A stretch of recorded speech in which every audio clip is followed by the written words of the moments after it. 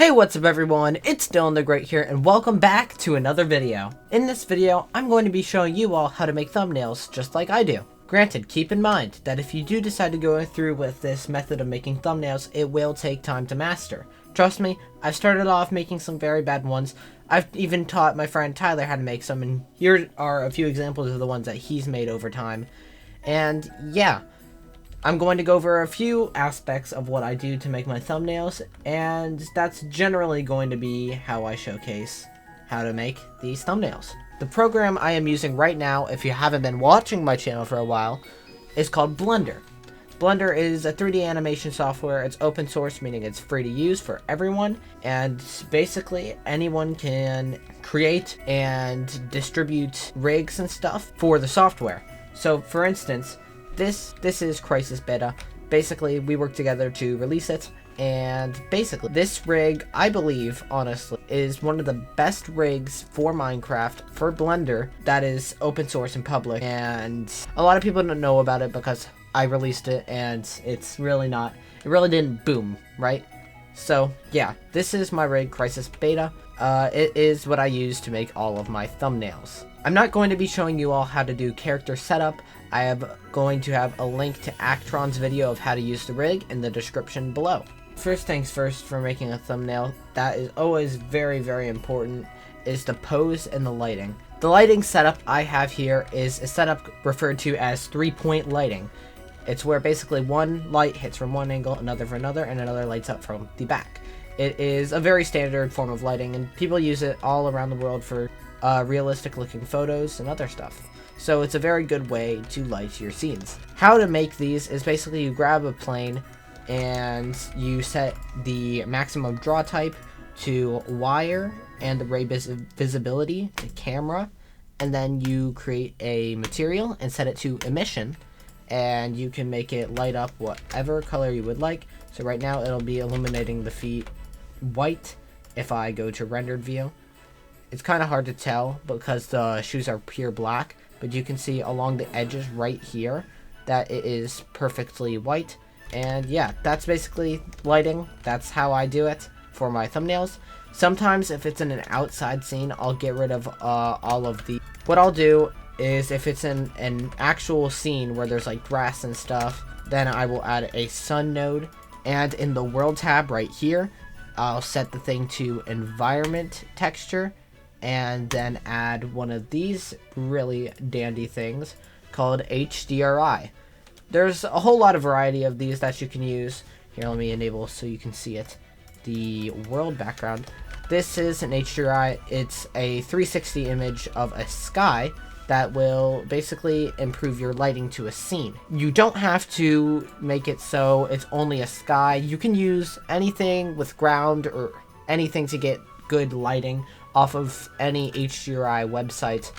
Like, these all have no ground because of what I use.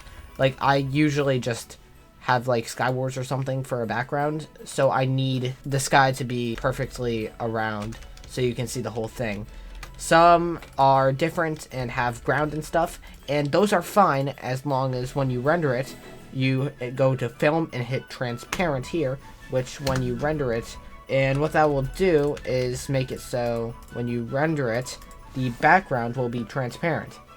I only rendered a little bit, but as you can see, the background's transparent. This part's not rendered, but the background here is transparent. You can't see it because the film type is set to transparent, which will completely get rid of the background and basically just make your character float. I am going to be coming back to this later. So now that we have covered lighting, I'm going to get into the posing. So basically, when you want to pose, you want to do a believable, realistic looking pose. You don't want to have a strange angle where it's like that on the face, or have the smile look weird like that or that. You want to go for something realistic. Say I'm gonna make a pose like I am just, say, looking at something in the distance here. So just imagine what someone looking in the distance would look like. For me, I would be thinking they would be stepped out, one foot in front of the other to get a closer look, maybe even be kneeling on one leg, just so they can get a better view of what they're trying to look at. Leaned a little bit forward, but like going into the lean, and head will be facing up, and it'll just be like looking into the distance, you know?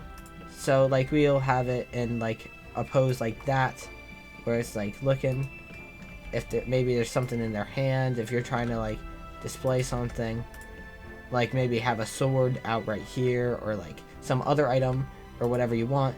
It doesn't really matter. You don't have to follow exactly what I'm doing. I'm just giving you a scenario. So here, like, it's just a pose, like it's looking up into the distance.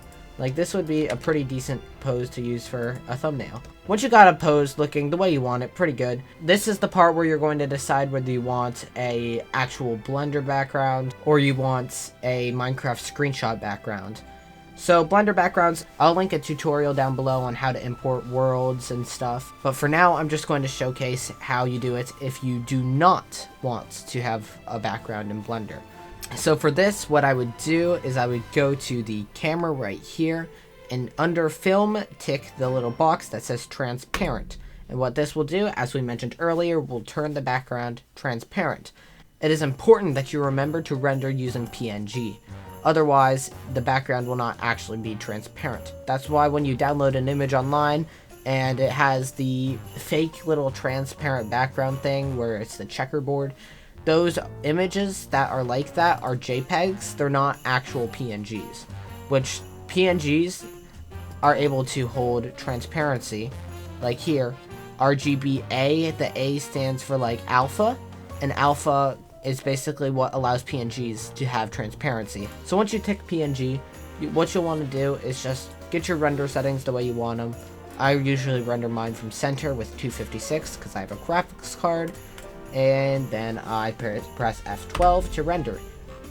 Alright, so here's our final rendered image. As you can see, Blender displays it already as a PNG by showing that there is a checkered background, which usually indicates transparency. So for me, I have a folder named MC Poses, where I keep literally every single pose that I have ever done. This is every single pose that I've used for a thumbnail over the last 2 years. Take it all in, it's beautiful. Not this one though, that we don't talk about that one. Anyways, I'm just gonna name this one looking into the distance. So this is the point where we would open our photo editing software. So let me pull up Photoshop real quick. What I will start off doing is actually adding a Minecraft screenshot to the background. So I'll just go through my screenshots folder, try to find one that matches. These are so old, oh my gosh. Place embedded, and go down and insert that screenshot right there. So then we can click OK and drag our layer over top, so then it will be perfectly in there. So now what we'll want to do next is probably add some nice text. So here I'm just gonna go, and I have a random font here. I'll probably use like a bigger or thicker font, such as this one. Seems pretty good. What I'll do is I will go into here and edit the text to make it whatever I would like. So for here, I can do a color overlay, a gradient overlay, or anything I really want. Here, I guess I'll do a gradient overlay. Because the theme is pretty orange and yellow, I think I want to stick to that, give it a nice homey feel. So I'm going to go for a nice light yellow here. And for the back, I might go for a deepened orange, so it transitions over the sample text nicely. One thing that I shouldn't have done here is combined the sample text into one thing. Like right now, it is one single element. What I should have done is taken the text and created individual text for each word, so that way I could do the gradient appropriately. So here, I'll just add an inner glow. This is also from a preset that I used. Oops. But yeah, I'll add an inner glow, a nice little inner glow to line the thing, set it to overlay, and then it'll glow really nicely. Very cool. I can play with the size. Right now, it's glowing like right on the edges. And then I usually go down here and add a drop shadow. So right here, the drop shadow right now, I can set it to a nice little mid-tone yellow to kind of like key up with what it's going right now. And this text alone looks pretty dang good. But I can like play around with it, add like shadows like that, shadows like that. Like I have a couple different presets here to just meet my needs. I have a glow, you can do glows too. I can make it glow a nice orange. And it's a little bright.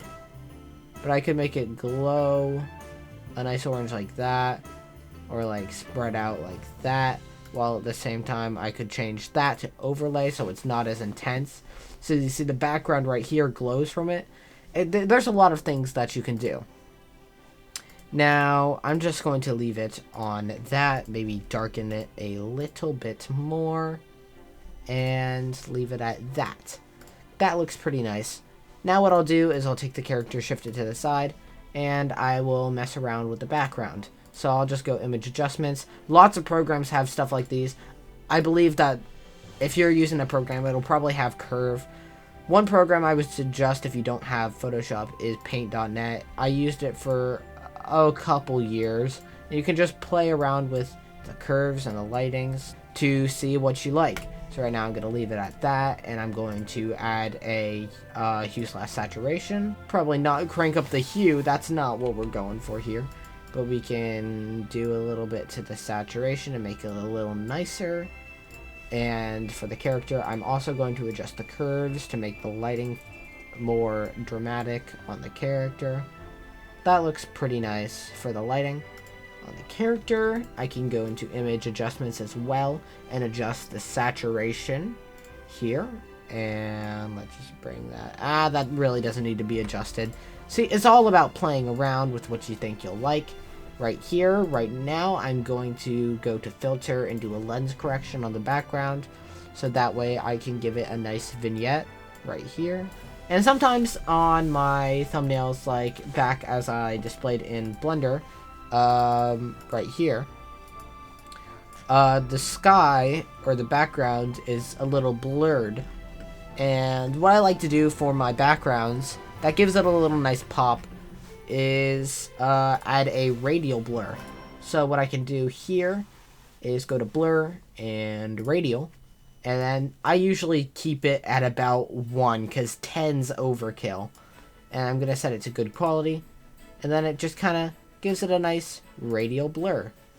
Very nice, very cool, very interesting. And it seems like our thumbnail is done. So this is just a little sample of what you can do. This is how I create my thumbnails the majority of the time. Sometimes I do more in Blender, sometimes I don't. Let's see if I have any that I can open recent. But yeah, that is how I make my thumbnails. That is how I do it step by step. It is a very easy process to follow.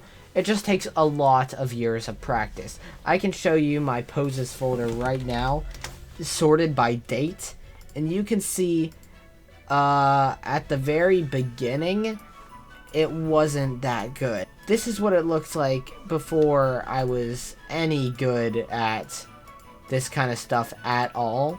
My posing was really weak, not strong at all. I didn't really have anything good for quite a while. Like, literally none of these are that good.